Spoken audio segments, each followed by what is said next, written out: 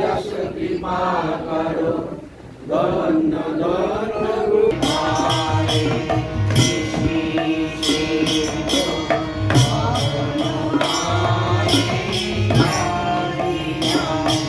জানার জন্য আমরা এখানে যুক্ত হয়েছি বা এসেছি। আরও একটি জীবন যেটি গতকাল গিয়েছে, শেষে ঠাকুরের পরমারাধ্যা জননী আমাদের পূজনীয় শেষ মাতা মনমোহিনী দেবীর জন্ম দিবস ছিল গতকাল 18ই জ্যৈষ্ঠ। তো সেই উপলক্ষে আমরা আজকে তারও জীবন এবং তার স্মৃতি, তার যে ইষ্ট ভাবধারা, সেগুলো অবশ্যই মনন করবো এবং এই অনুষ্ঠানের মাধ্যম দিয়ে। তাই আগেই বলবো, কথা বলবো, মানে শুধু একটা কথা বলবেন, নাম নাম করো, নাম করতে বলবো। নাম করলে কি হয়? নামে উদ্ধার হয়ে যাওয়া যায়। আবার কথা বলবো, চলে এলাম দাদুর কথায় চলে গেলাম। আমাদের দ্বারকায় গিয়েছিলাম, আমার মা বলছে দেওঘরে গেছিলে, দ্বারকার কথা বললে না? বলে ভগবান শ্রীকৃষ্ণ মাতা মনমোহনী দেবী বাড়িতে মাতা মনমোহনী দেবী এসে বাড়িতে ঘুরে ঘুরে আসছে। ঠাকুর মাটিতে ভাত চাইছেন, থালা থেকে মাটি নিয়ে ভালো করে কইতে বানিয়ে নিয়ে ঠাকুরের কাছে যাচ্ছে। এই তো বেশ বাহারি জিনিস আনছে, ভালো এই যে ওই অনন্তপতি বিশ্বের মালিক, তার কথাতেই অল্প সময় বলা যায় না। মনে হয় যে আরো বলি, কিন্তু আরো বলতে পারে, আরো সবাই পারফরমেন্স করবে। তো জয় গুরু, সকলে ভালো থাকবে। বক্তব্য তাই মাঝে মাঝে রাখতে চেয়েছিলাম আর কি। তো সেই সূত্রে গানটা আমরা শুনে নিতে চাই। আমাদের এখানে শ্রদ্ধেয় সুদীপ্তা মা আছেন, সুদীপ্তা মায়ের কাছ থেকে আমরা একটু কৃষ্ণময় ভক্তি গীতি শুনে নেব, অনেক অনুরোধ রাখছি। আর শ্রদ্ধেয় দাদাকে বলছি করাতে আর বলে সহযোগিতা করার জন্য।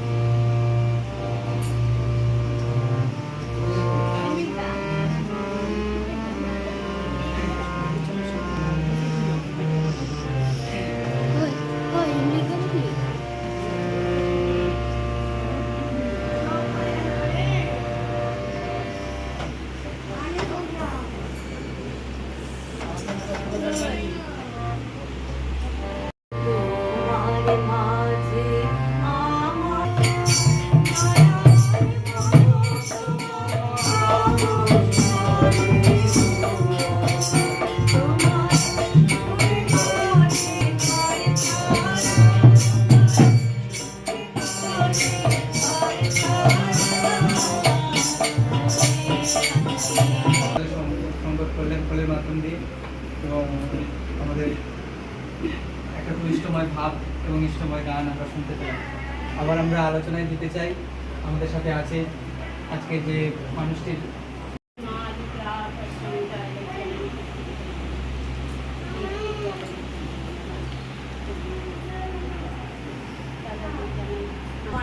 তো বাবার কথা তো এরা বলেছে। আমি মাত্র 11 বছর বাবাকে পেয়েছি, অর্থাৎ বলার মতো কিছু নেই আমার ওইটুকু সময় যেটুকু যা পেয়েছি। তবে সৎ শিক্ষা, মিথ্যে কথা না বলা। তোমার চরণ দুটি পেয়ে অন্য আমার জীবন। প্রভু তোমার চরণ দুটি পেয়ে অন্য আমার জীবন। এই সাধনা প্রভু তোমার নামে কত পাপী পেল প্রাণ।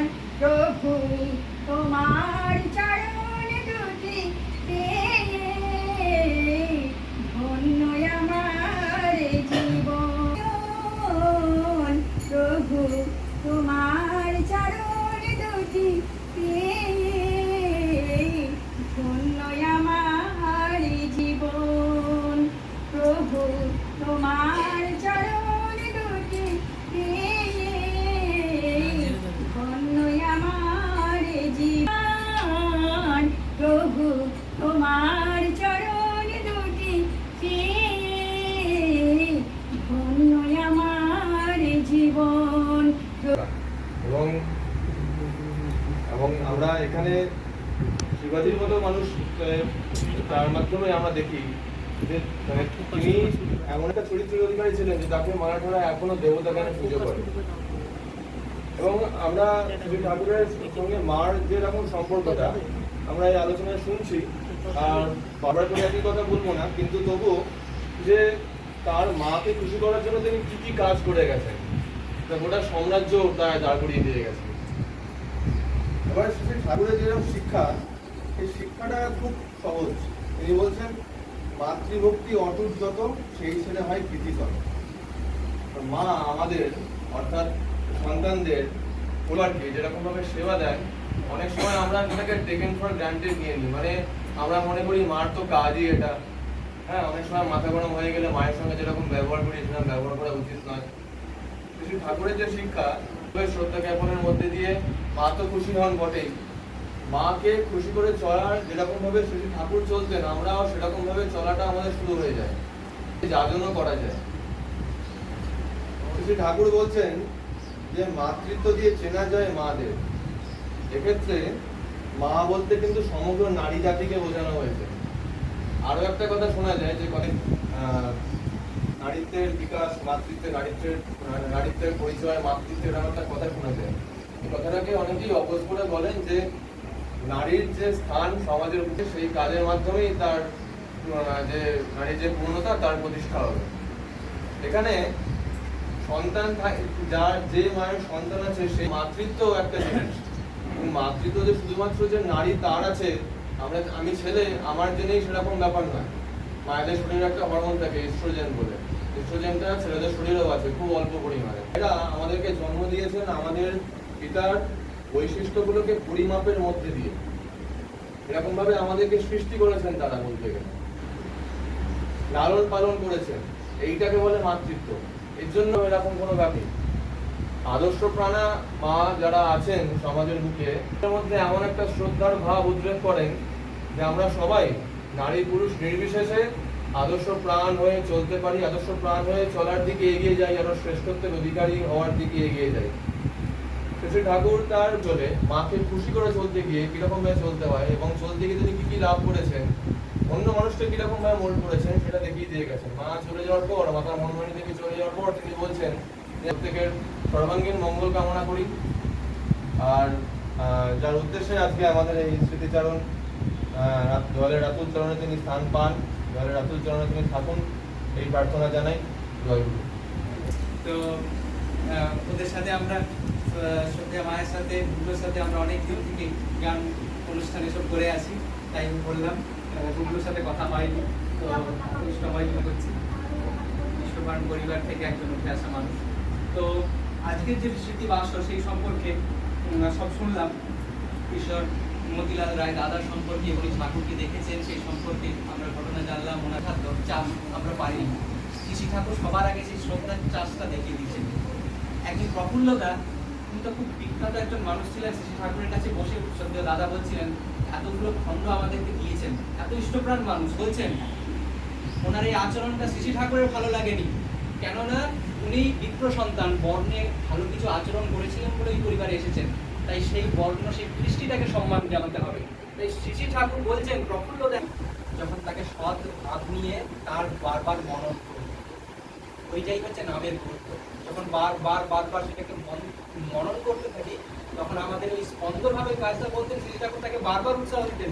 কিন্তু এই বয়সে এসেও যে এত বড় হাঁড়ি ভাত নামাতে পারিস, এখনকার দিনের মায়েরাও পারবে না এরকম, সেই কথাটা শুনে সঙ্গে সঙ্গে আরো তিনি উৎসাহিত হতেন।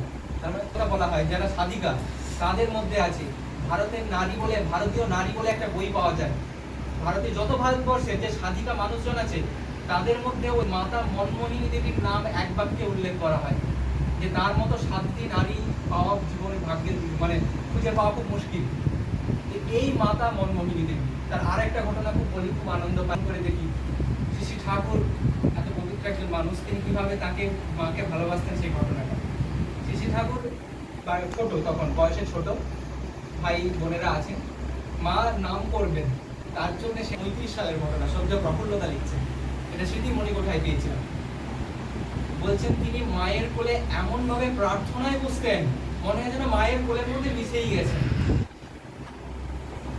রকম ভাবে তিনি তাকে ভালোবাসতেন, আর এতটা তাকে তিনি ভালোবাসতেন, তিনি শ্রী ঠাকুর বলছেন যে আজকের যা কিছু আপনারা দেখছেন সব কিছু শুরু হয়েছিল করতে পারি, তাই পুরুষোত্তমকে আমরা পালন করি এবং ধারণ করার চেষ্টা করি জীবনে। তো এই হচ্ছে পুরুষোত্তমের বৈশিষ্ট্য, এবং তিনি কিভাবে হন মানে তিনি তার মাতৃদেবীকে কিভাবে খুশি করতেন সেটা তার আরেকটা উদাহরণ। আর আরো যে উদাহরণ মাতার মন করতে শ্রী ঠাকুর 1967 সম্ভবত 65 সালে যদি ভুল না হয়ে থাকি, ডিসেম্বর মাসে 13ই ডিসেম্বর বলছেন একটা আলোচনা, ওনার কাছে তো সবসময় আলোচনা হতো, আমাদেরকে সেটা বলে দেওয়ার চেষ্টা করছেন। ব্রজগোপালদা তাকে সান্ত্বনা দিচ্ছেন, অবশ্যই আমি এটা করবো। কাজলদা বলছেন, পুজোপাল কাজলদা বলছেন উনি দায়িত্ব নিলেন, আপনি এখন শান্ত হন, তিনি অচর নয়নে কাঁদছেন। এই হচ্ছেন পুরুষোত্তম জননী আর তার সন্তান।